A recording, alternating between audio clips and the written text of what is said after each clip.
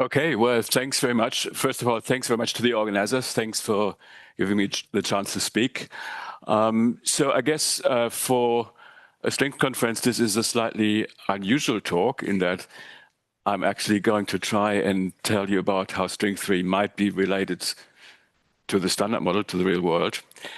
And particularly, I'll be focusing on Yukawa couplings from string theory and the kind of progress that we have made on this, I believe. So this is work in those papers, but there's a lot of prior work together with those people here. Okay, so the plan is, well, I want to tell you about Yukawa couplings in case you don't remember, and I want to tell you why they're typically hard to compute in string theory. And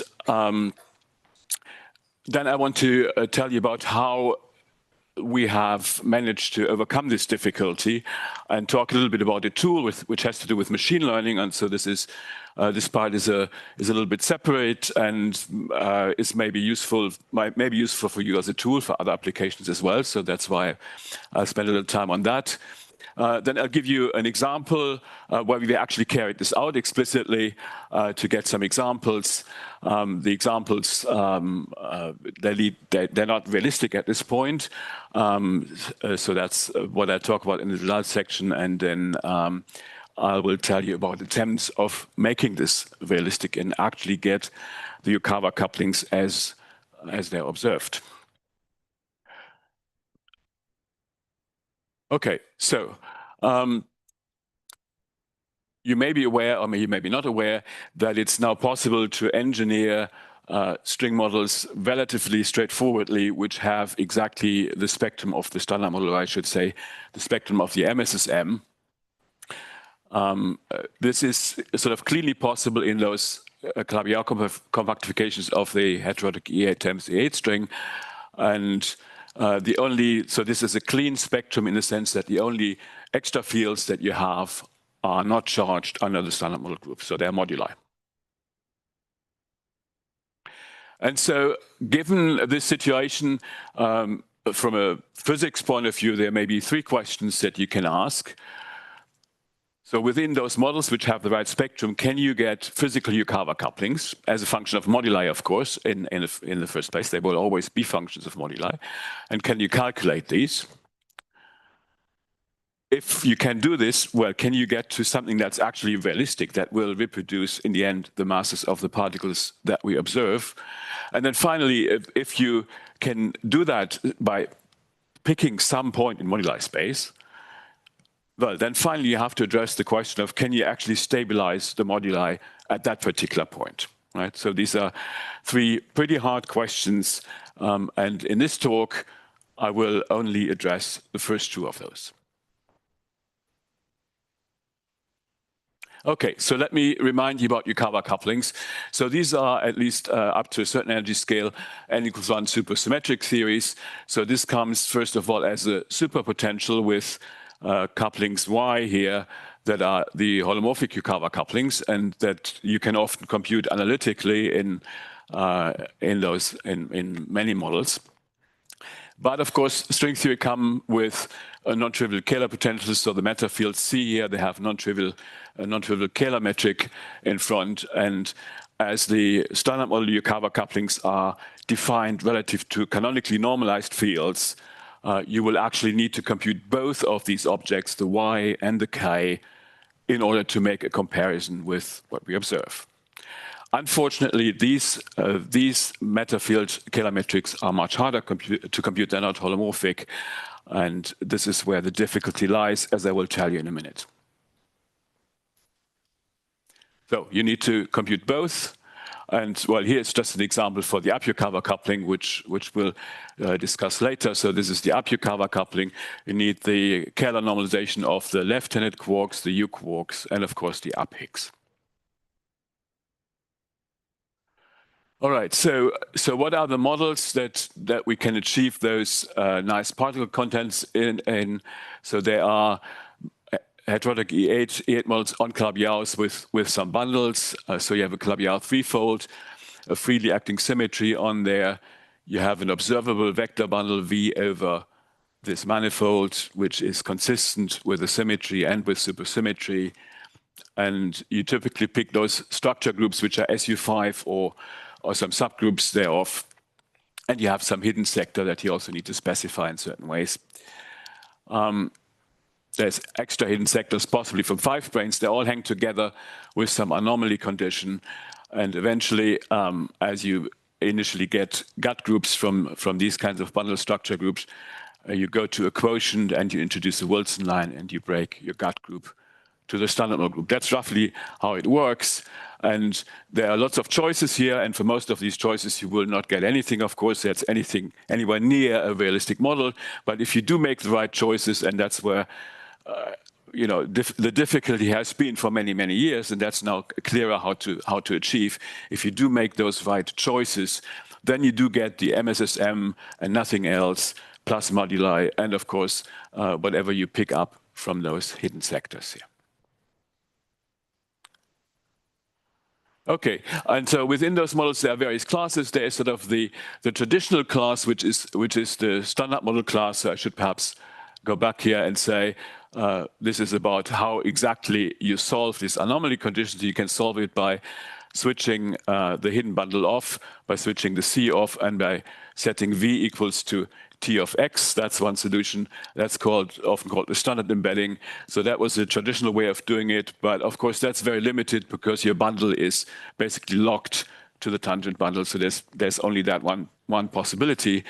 So this is how string phenomenology started many, many years ago. And there was a recent paper there calculating Yukawa couplings within this setting, which is a very nice test, because within this setting, you can actually also calculate them analytically and compare. So then there's a class which is much wider, but it's still relatively simple because it uses just line bundles. So it has as a structure group of the bundle an abelian group, which is basically a bunch of U1s. And they will appear as additional Green-Schwarz type symmetries at low energy. And in this case, we know something like 10 to the 5 examples where we can get the exact MSSM spectrum. So it's a very large class. And then finally, the most general class would be models with non-abelian bundle groups, such as SU5. And that's a bit more difficult to handle. They're not as simple to handle as these line bundles. So there is a certain lower number of standard model cases known there. So I will, in this talk, focus on these line bundles because they are the simplest case with some, these are not completely distinct. They sort of tend to sit in the same moduli space. So you can often deform starting from line bundles to non-abelian bundles. I will also discuss a little bit those non-abelian cases later, but I'll start with those line bundles. Oops. Okay, sorry. All right, so why is it difficult to calculate those Yukawa couplings? So how does it even work? So you have a certain number of matter fields, Ci, and geometrically they are related to bundle-valued one forms on your internal manifold, which are these nu i's here. And they are harmonic, so they're effectively representing first cohomologies of various kinds of bundles, which are related to the original bundle V. And the holomorphic Yukawa couplings, which was one of the ingredients that's needed, is this kind of integral here, which, as you can easily see, is invariant under change of the representative. So if you change this by something exact here and transform the integral, you integrate by parts, everything is sort of del bar closed here, then that is invariant, which means for this kind of integral, you do not need the harmonic representative. In other words, you do not need the metric on the space, and that's why it's effectively topological. And that's why you often are able to calculate this analytically. Now, this is very different here. This has a star and a bar, and so there's a metric in here, and there's a bundle metric in here. So if you do the same change of representative here, this will not be invariant. So here you really do need the harmonic representative to do the calculation, which means you need the Ritchie-Flat metric on your Calabi-Yau manifold, you need the Hermitian-Yang-Mills bundle connection, And in the end, you need these harmonic forms, harmonic relative to those metrics. And all those things are basically not known. And that is the main difficulty, and that's why it has been not calculated for many, many years. So the upshot here is that in order to do this, you have to essentially solve complicated differential equations on your Calabi-Yau manifold. And so I want to tell you next about a general method for solving complicated nonlinear differential equations using machine learning, which is the tool that we've been using to do this in the end. So this is sort of a little diversion away from the main subject. And maybe I just, for those who haven't come across it, I just want to give you one slide on neural networks. So what are neural networks? So think of neural networks as function families, f theta, with a certain in and out dimensions and a number of parameters theta. So they parameterize the function family, but they're not just any function family typically. They're typically function families which are constructed by function composition from simpler building blocks, which are these little f's here. And what are the, well, here's just a bit of terminology that's used in this case. So the depth is the number of compositions that you carry out here. The width is the dimension of the vector spaces, and these various little f's here are called the layers of the neural network. And one example for what you might choose for these little f's, which are referred to as fully connected neural networks, is just some affine transformation of your vector with a matrix W and some bias B. And then there is a slight nonlinearity here, which might, for example, be this nonlinearity, which is called the activation function, which is meant to act component-wise on the vectorial argument.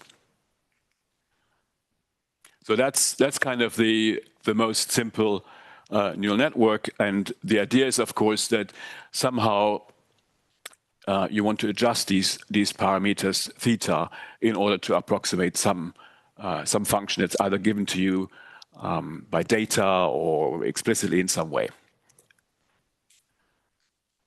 Okay, so what do we want to do with that? We want to try and use that to solve differential equations. So here is just some sort of schematic differential equation. And the idea will be that we'll use the neural network to represent the prospective solution to that neural network. And so how is this going to work? So we select some, what is called a training set, which here means we just select some set of points on the domain on which this differential equation is defined. And then we define a loss function, which essentially measures the extent to which the differential equation is satisfied on those points. So we just evaluate the left-hand side here on this training set, these points xi, and then square it up. And there are possible other terms here which might represent boundary conditions that you might want to impose on your solution, etc., etc. Then with that loss function, we perform what is called a gradient descent. So we change the parameters along the negative gradient to find a minimum of the loss function. This is just gradient minimization of the loss function. And the hope is that once you've done this and you have found a minimum theta naught of your loss function, then that neural network with those choice of parameters will be a good approximation to your solution to the differential equation. Right? So that's the idea. Okay, so how are we going to apply this to our problem, which is to calculate all those quantities, the Ritchie-Flat metric, the bundle metric, and the harmonic forms on the Calabi-Yau manifold? So we have those various differential equations. The one for the Ritchie-Flat metric is called the Monge-Ampere equation, which is this equation here. So that's an equation essentially for J, the Kähler form, the omega, think of the omega is known. And we write our J as some reference J that we know, plus del bar phi. There is a mathematical statement here that phi is in fact a globally defined function on the Clavier, and our loss will then be the extent to which for a given phi we fail to satisfy this Monge-Ampere equation, which is sort of the equation that guarantees Ricci flatness. It's the same as Ricci flatness. And what we represent by the neural network here is this function phi. So that makes it a bit easier than representing a metric, because you only need to represent a scalar function. And then we do something very similar for the metric on the bundle. So there is a very similar equation, sort of analogous to the Monge-Ampere equation. We write that as some function beta times a reference metric that we know. We define some loss which quantifies how much we fail to satisfy this equation, and the neural network is represented or represents this function beta here. And then finally, for the harmonic L-valued forms, the bundle-valued forms, we do similar thing. Sorry? Oh, that's the, when you insert that in here, you pick up a source here on the right-hand side, which is coming from beta. That's rho of beta, yeah. And same here. So you write the harmonic form as a reference form plus something exact that's supposed to be chosen, so it makes it harmonic.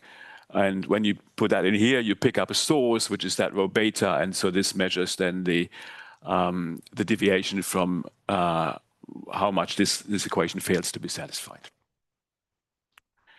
And as before, the rho, the sigma, sorry, is the quantity that the neural network represents. And as I said, all these reference quantities are things that we know, so we can basically write them down analytically as sort of, think of Fubini's Studi metric. Yeah, so there's something like that.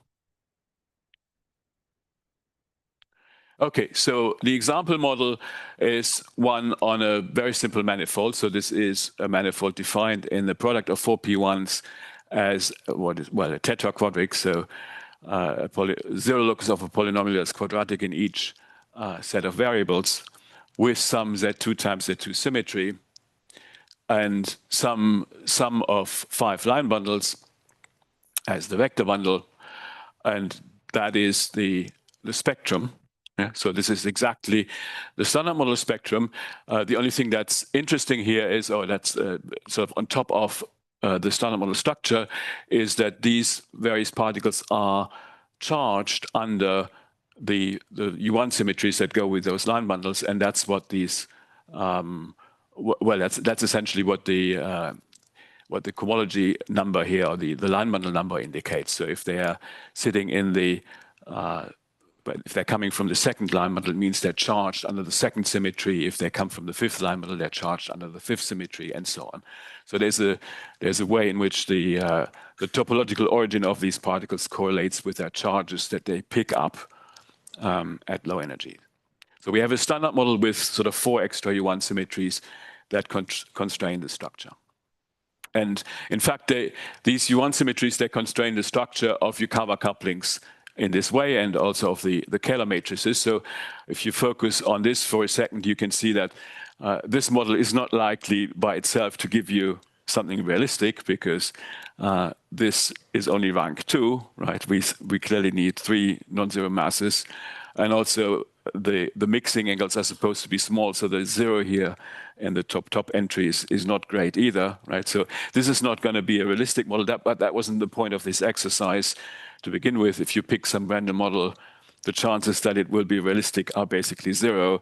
The point here was to show that you can actually do the calculation. So we want to calculate the physical masses for these for this example, of which in the up sector there will only be 2 in general, as we'll see in a minute.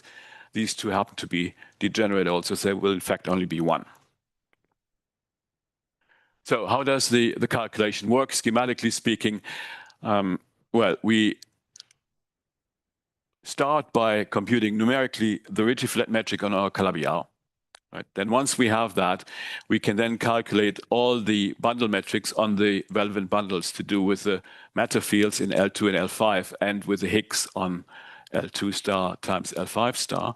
And then once we have those, we can then go on to compute the harmonic forms that correspond to all the the particles that are involved in those Yukawa couplings. So all in all, you have to train 11 neural networks to find all these quantities. And then once we have all these, so every single one of these quantities is basically then a neural network on your computer. You can then use Monte Carlo integration to evaluate those integrals. So here are some details about how this is done technically. So there's a certain number of training points. There's some sort of specification of your neural network. Never mind the details. These curves are basically just to show you that they're going down, which means that, so they're curves that essentially give you the loss functions that I showed earlier. So they're going down, so that's what they're supposed to do. So something is training here, so we get meaningful results. And so this is the actual main result. So this is the one mass that it turns out to be in the end. So this could be the top mass or the charm mass, if you want to think about it that way, as a function of one complex structure parameter. So from the many complex structure parameters that exist in this model, we've just kept a one parameter family just for simplicity. And the black curve here is the actual full result from the full calculation, taking everything into account. So that should be sort of the correct result. The red curve is the result that you just get from these reference values, the Fubini studiometric, if you will. So as you can see, this is actually surprisingly good. So you wouldn't maybe have guessed this, that if you, instead of taking the Ritchie-Flat metric on a Clavier, you just take the Fubini studiometric from the ambient space and restrict it to the Clavier, that would be any good, but it's not bad. Right? And this blue curve is when you do what is often done, which is to just assume that the kinetic terms of the fields are canonically normalized incorrectly, right? But it is often assumed. And then you get the blue line, which, as you can see, is pretty far away from the correct result. And so there are a few remarks here. Well, the fact we only have one mass here is because there was an additional symmetry that makes the two masses degenerate. So we can break that. And we've done this so we can go into other places in the complex structure moduli space and show that this degeneracy is broken. And we can get to some kind of hierarchy, which is not a bad start. Well, I said the red calculation is not bad, better than maybe you would have expected. But this blue result is clearly far off, so you shouldn't be using canonically normalized kinetic terms here. Okay, good. So this was, if you want, a proof of principle that this kind of calculation can be accomplished, but it's not realistic. So I want to go at least a little bit into the direction of trying to get a model that will actually give you the masses as we observe them. So for that, let me talk a little bit about the moduli space that we are considering. So this is meant to be a sketch of the bundle moduli space on a given Calabi-Yau manifold. This red line here is what I call the abelian locus. That is where the vector bundle is the sum of line bundles. So that's the locus that I've been working at so far. So that's where the bundle moduli, which I call little phi here, they are set to 0. Right? And that's also the locus where you have these extra U1 symmetries immediately appearing. And the reason why we find it hard to get realistic models on that locus, even though the calculation is easier there, is that there are these U1 symmetries, and they already introduce a pretty restrictive texture of your Yukawa couplings that's usually not compatible with, well, not even with 3 non-zero masses, as you've seen from the previous example. So what we want to do is we want to somehow go away from the red line and go into the interior of the moduli space. So one way to think about it is here on the red line, say you only have the up Yukawa coupling and only those components that would happen to be invariant under those U1 symmetries. Once you go into the non-abelian part, so you switch on those vacuum expectation values for those little phi fields, then you can write down those operators here. Again, of course, as consistent with the U1 symmetries, but there are no more possibilities because you have these singlet insertions available to you. So you can think of this as some stringy version of Froggatt-Nielsen models, if you know what that is.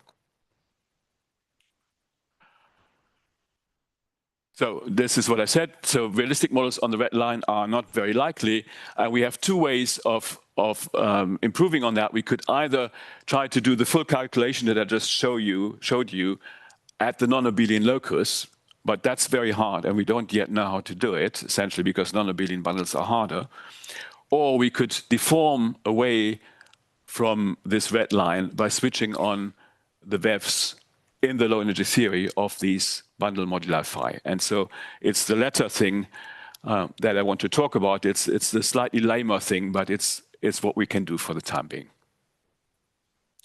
So how does this work? So far we've looked at this. So we have Yukawa couplings at the abelian locus, which were functions of complex structure moduli. And now we make them functions of the bundle moduli, and in fact also functions of what I call big phi, which is e to the minus t. So this would correspond to incident corrections. And all these things are now constrained by these U1 symmetries. So there'll be certain monomials that you can write and others that you can't write as controlled by these U1 symmetries. And the U1 symmetries and their charges in turn, they are completely determined by the topology of your compactification. So for example, if you're writing it up quarks, they come from some harmonic form nu u, which comes from the first cohomology of a line bundle LA, where A goes from 1 to 5, then it means that the charge of this field is EA, where that's the 8th standard unit vector in R5. Right? So it's charged with +1 under the 8th U1 symmetry, uncharged under the others. And so that is completely determined by which cohomology this originates from. And these T fields, or the big phi fields, they also have some charge, which is essentially comes from the integers that define the line bundles. So again, this is essentially a string realization of a Froggatt-Nielsen type model with many particles and multiple U1 symmetries. So we have this database of standard models. We only looked at a subset of those. We searched through this. We constructed all these operators within this Froggatt-Nielsen setting, and we checked whether they can be made consistent with the observed masses and mixings in the standard model, at least at one particular point in moduli space. And from the few hundred or so models that we scanned, we found basically two examples where that's possible. This is one of them. It's this particular Calabi-Yau. It's an intersection of two polynomials in an ambient space of 5 P1s, again with a Z2 times Z2 symmetry, with a certain sum of 5 line bundles. This has exactly the MSSM spectrum. And if we pick the right point in our moduli space, which means an arbitrary choice at this point of little phi Fs and big phi Fs, then we can reproduce basically everything that we need to reproduce in terms of Yukawa couplings. So this is, of course, a preliminary story. We haven't done the full calculation for this model because we can't do the non-abelian calculation yet, but at least it shows that there's something there that can be found. Yeah, so this, to my knowledge, is the first proof of existence, if you will, that there's something that can be consistent with the observed masses of particles within string theory. At this point, it still is, yeah. But that needs to be broken eventually. Yes. No, supersymmetry needs to be broken. And it will be broken. But that's all part of the moduli sector. So this was the third of the 3 points that I said initially needs to be addressed, but I'm not going to address here. Yeah. But the fact is that the Yukawa couplings, the values of the Yukawa couplings, they do not depend terribly much on how you break supersymmetry. There's a bit of depending on how the running of the coupling goes, but that's not dramatic.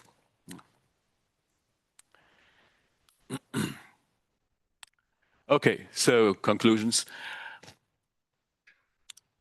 So as I hopefully told you, calculating these Yukawa couplings in, at least in geometric string settings, is hard, essentially because you require the rigid flat metric and the related quantities for which analytic expressions are not known. And we've shown, at least for this restricted class of models, that you can compute these things numerically quite efficiently using machine learning techniques. I've shown you that this can, in fact, then all be combined to explicitly calculate these Yukawa couplings, at least for those models with a billion bundles. Unfortunately, the result for that case wasn't realistic yet, but I have shown you that by sort of studying these Fogart-Nielsen type models, by utilizing these U1 symmetries and using that to constrain the operators, you can make some progress and find, in fact, a few models which will have the right couplings. And well, there's many things to do. I mean, we would like to understand how to perform these computations for non-abelian bundles. That's more difficult. And of course, we need to understand this whole point about moduli stabilization, including supersymmetry breaking, of course. And the goal would be to finally then find a model where you stabilize the moduli at a place that will then also give you the correct Yukawa couplings when you insert into the calculated quantities on that side. So that's, of course, a dream, but at least we've come some way. So thanks very much.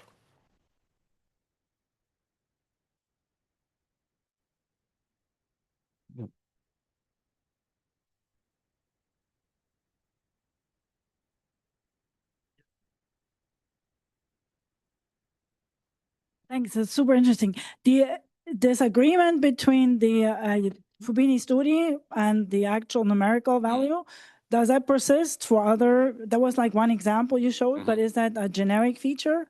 And if so, could you maybe do an initial scan, just eyeball it with the Fubini study and then pin down in that corner? Yeah, I think my feeling is that that is relatively generic. Probably if you don't go to extreme points in the Calabi-Yau moduli space. So if you sort of make the Calabi-Yau too strange looking within your embedding space, then I would imagine that maybe the Fubini study metric isn't that good anymore. But you're right, this initial scan, just using that approximation is something that we have in mind doing, yeah. String models with the properties you mentioned have been found, many of them have been found in the context of Gepner-Orient folds in the 90s. And in fact, in that case, the Fogart-Nielsen type of symmetries are natural because they are anomalous U1s and they can generate the hierarchies of the mass matrix, etc. Now, the question is, what kind of U1s are there that you're using in the heterotic case? Are they anomalous or not? They are. They are. Okay, thank you. Yeah, I mean, otherwise, the gauge, we will struggle with the extra gauge bosons, right? So they're heavy.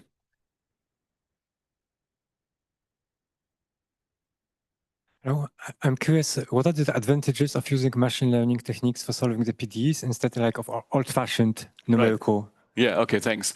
Old-fashioned would be grid-based methods. These are 6-dimensional spaces, right? So if you suppose you picked 100 points in every direction, right? So that'd be 10 to the 12 points, right? So that's considerable. I've shown you on one of the earlier slides, we picked 300,000 points on the Calabi-Yau, and that's what we're training on.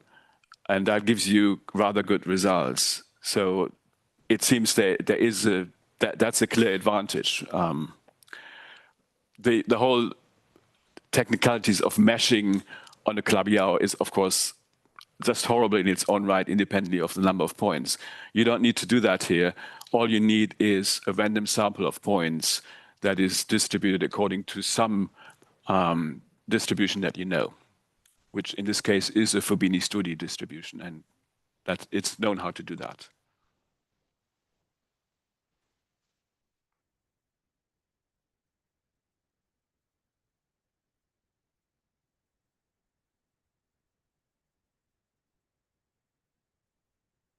did you, so during your study with that specific loss function, did you find? Can you speak up a little bit? Sorry. Yeah. So did you find any problems with training the model regarding to local minima of the loss function? You're asking, have we found the global minimum? Is that the question? We don't know. Right. So what we do know is that we compute some sort of measure of the accuracy, which is often called the sigma measure, which essentially is some integrated measure for how much the metric deviates from being Ritchie flat as you integrate over the manifold. And we know that that is small. Yeah, but of course that doesn't mean that you have to be in the global minimum. Yeah. So that's in fact an interesting question, and I think that's basically an open question to have some sort of mathematical framework by which you can decide. So essentially, you would have to probably go through Yau's proof. I mean, right, and sort of look at all the estimates very, very carefully, and then decide how far the neural network has to be, or how close it has to be, you know, what the error in the neural network can be, so you can actually conclude that the metric is nearby. Yeah, but that kind of precise mathematical analysis hasn't been made.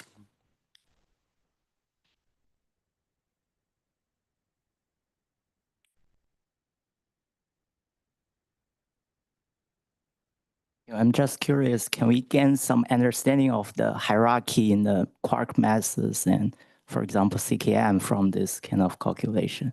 Can we understand something about why that happens? Yeah, I mean, maybe that's easier to understand in the second part that I talked about, right? So I think in physics, there are basically two ways of getting a hierarchy. One is taking a smallish number to some power.